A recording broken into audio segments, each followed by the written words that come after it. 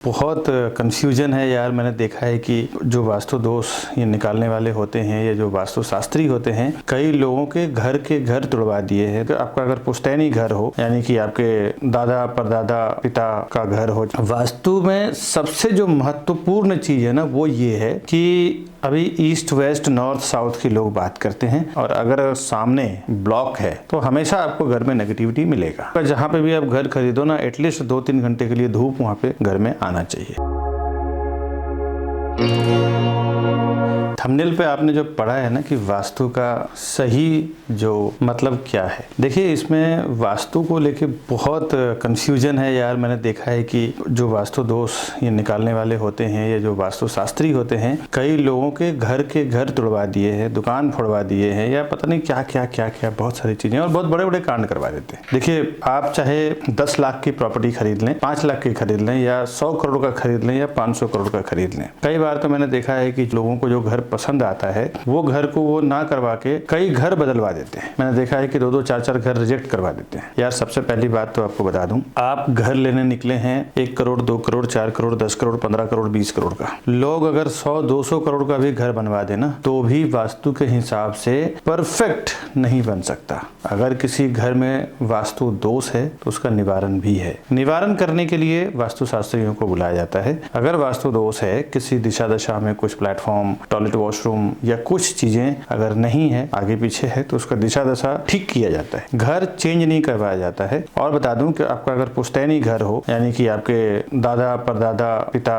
का घर हो, चाचा का घर हो, वहां पे आपको रहना हो, और अगर वो वास्तु के हिसाब से कुछ है तो क्या करेंगे, ज्यादा उसमें जाके थोड़ा बहुत चेंजेस करेंगे। इसी तरह से कोई घर अगर आपको पसंद आता है तो वास्तु दोष हर जगह आपको मिलेगा और हर जगह वास्तु का निवारण होता है। ये मैंने तो कुछ वास्तु में पढ़ा है, लेकिन बड़े बड़े वास्तु शास्त्रियों से मिलकर मैं ये सब बातें बता रहा हूँ। और वास्तु में सबसे जो महत्वपूर्ण चीज है ना वो ये है कि अभी ईस्ट वेस्ट नॉर्थ साउथ की लोग बात करते हैं, लेकिन यार सूरज ईस्ट से निकलता है, वेस्ट में सनसेट होता है, यानी सूर्यास्त होता है। बट ये तो सही नहीं है। आप जानते हैं कि पूरी दुनिया जानती है कि सूर्य कहीं से डूबता कहीं से निकलता नहीं है। धरती हमारी उसके आसपास घूमती रहती है। जब धरती का एक एंगल सूर्य के नजदीक आ जाता है, सूर्य के तरफ आ जाता है, तो वो दिन हो जाता है, और अपोजिट हो जाता है तो वो रात हो जाता है। जैसे हिंदुस्तान और अमेरिका अपोजिट है, दिन रात होता रहता है। अब इसी सारांश के आधार पर समझे कि ईस्ट वेस्ट नॉर्थ साउथ बहुत ज्यादा मायने नहीं रखता, क्योंकि ये गोल गोल घूम रहा है। मेरा जो मानना है वास्तु शास्त्रियों से, जो मैंने कोर में पूछा है कि वास्तु है क्या, फिर घर में अगर सुख समृद्धि खुशियां धन स्वस्थ ये सब चाहिए, इसका वजह क्या है। तो उन्होंने मुझे बताया कि विकास जी,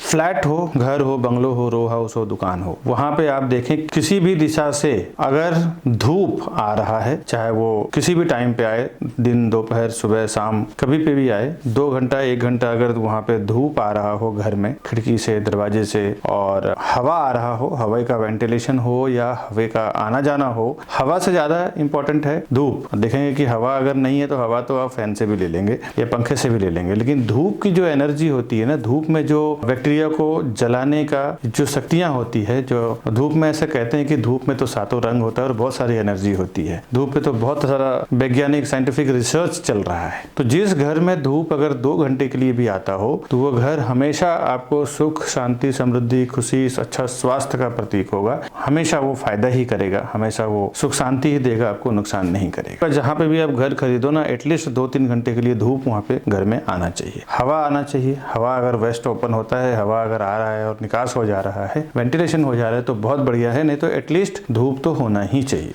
दक्षिण उत्तर और पूर्व पश्चिम बस इसी चीजों पर आधारित है। कभी देखिए दक्षिण दिशा में लोग घर नहीं लेते, क्योंकि दक्षिण से किसी भी तरह का भी धूप अंदर नहीं आता, तो वो भी एक नेगेटिव विषय है। बैठने की बहुत सारे लोग ऐसे होते हैं कि किचन का इस अग्निकोण है और ये है वो है, उसमें चेंजेस होता है। उसके लिए घर बदलने की जरूरत नहीं है। अगर आपको घर कोई पसंद आया है ना, उसमें बदलाव करें आप। यानी अगर समझ लीजिए आपके बजट में कोई घर पसंद आ गया है, अब क्या करेंगे, दूसरा घर लेंगे तो बजट बढ़ाना पड़ेगा, फिर से 100 फ्लैट 200 फ्लैट देखना पड़ेगा, खोजना पड़ेगा, मिलेगा कि नहीं मिलेगा। क्योंकि प्रॉपर्टी के मामले मैंने देखा है कि बड़े मुश्किल से एक घर पसंद आता है लेने के लिए, बजट के लिए, लोन के हिसाब से, बिल्डिंग बिल्डिंग के हिसाब से, लोकेशन के हिसाब से, फैमिली के हिसाब से, रिलेटिव्स के हिसाब से एक पसंद आता है। उसके बाद भी मैंने कई बार देखा है कि वास्तु वाले को बुलाते हैं और वास्तु वाला उसको रिजेक्ट मार के चले जाता है। जो सीपी यानी एजेंट या ब्रोकर उनके साथ काम किए हैं एक एक 2-2 महीने तक खोजने में, उनका भी मेहनत पूरी खराब हो जाती है। और यही मेरे टीम में करीबन 100-150 लोग हैं जो रियल एस्टेट सेल्स में हैं। और ये सब चीजें सामने आ रही थी तो मैंने इसके ऊपर काफी रिसर्च किया, बड़े बड़े वास्तुशास्त्रियों से बात किया, कुछ पंडितों से बात किया जिनके पास ओरिजिनली डिग्री है इस चीज को लेके। हम लोगों को ये नहीं कहा जाता है कि आप घर चेंज करवा दो, ये कहा जाता है कि अगर वो घर में वास्तु दोष है तो उसका निवारण करो। उसमें पंचमुखी हनुमान हो गए, दिया बत्ती हो गई, अखंड ज्योति हो गई, ऐसे कई है, प्लेटफॉर्म हो गया, बैठने का दिशा हो गया, सोने का दिशा हो गया, जहाँ पे आप वॉशरूम जाते हैं यानी पॉटी करने बैठते हैं तो वो जो कमोड है उसका दिशा हो गया। कई बार ऐसा पाया जाता है कि सनराइज होता है उस दिशा में ना होके उसके अपोजिट दिशा में बैठ के आप शौचालय जाते, तो वो भी सब काफी सारी चीजें मानी जाती है। तो ये सब वास्तु निवारण है। आप किसी भी वास्तुशास्त्री को लेके इतना भी पॉजिटिव ना हो जाएं कि उनके चक्कर में घर पसंद आया हुआ छोड़ दें। वास्तु के ऊपर मैं इसलिए बात कर रहा हूँ दोस्तों की मैंने देखा है कि काफी सारे हमारे कस्टमर्स हैं इसमें बहुत कंफ्यूज रहते हैं, बहुत परेशान रहते हैं। 2-2, 3-3 महीना, 4-4 महीना रिसर्च करने के बाद किसी वास्तुशास्त्रियों को बुलाते हैं और वास्तुशास्त्री जो होते हैं अपने आधिपत्य जमाने के लिए सिर्फ वो रिजेक्ट मार देते हैं ताकि मेरे नॉलेज का वैल्यू मिले, मुझे आने का वैल्यू मिले। और ये वास्तुशास्त्री खुद बोलते हैं कि अगर हम जाएंगे और इजीली बोल देंगे सब बढ़िया है बढ़िया है, तो हमें वैल्यू कौन करेगा। अपने वैल्यू को क्रिएट करने के लिए, बढ़ाने के लिए 2-2 महीना, 3-3 महीना खराब कर देते हैं उनका। और कई बार मैं देखा हूँ कि जिनको आप वास्तुशास्त्री मानते हो ना, उनको कोई पढ़ाई लिखाई डिग्री है ही नहीं वास्तु का, और वो चप्पल पहन के आ गए हैं वास्तु देखने के लिए। ऐसे भी वास्तुशास्त्रियों को मैंने देखा हूँ। कई बार इन्वेस्टर्स जो होते हैं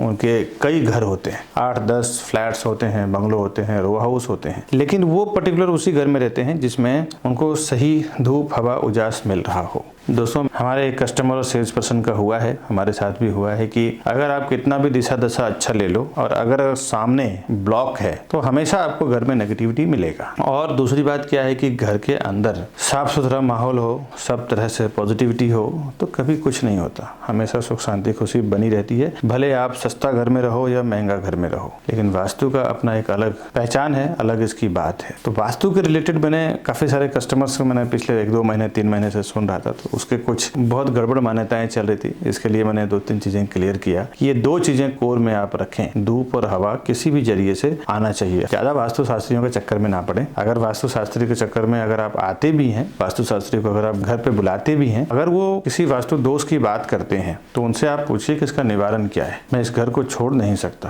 आप इस वास्तु दोष का निवारण बताओ, तो वो आपको वास्तु निवारण बताएंगे। बस आज की वीडियो में यही टॉपिक था, वास्तु दोष और वास्तु निवारण का। आप मेरे बातों से कितने सहमति हैं, क्या ख्याल रखते हैं, तो आप हमें कमेंट करें कमेंट बॉक्स में। मिलता हूं नई वीडियो में, तब तक के लिए दीजिए इजाजत। नमस्कार।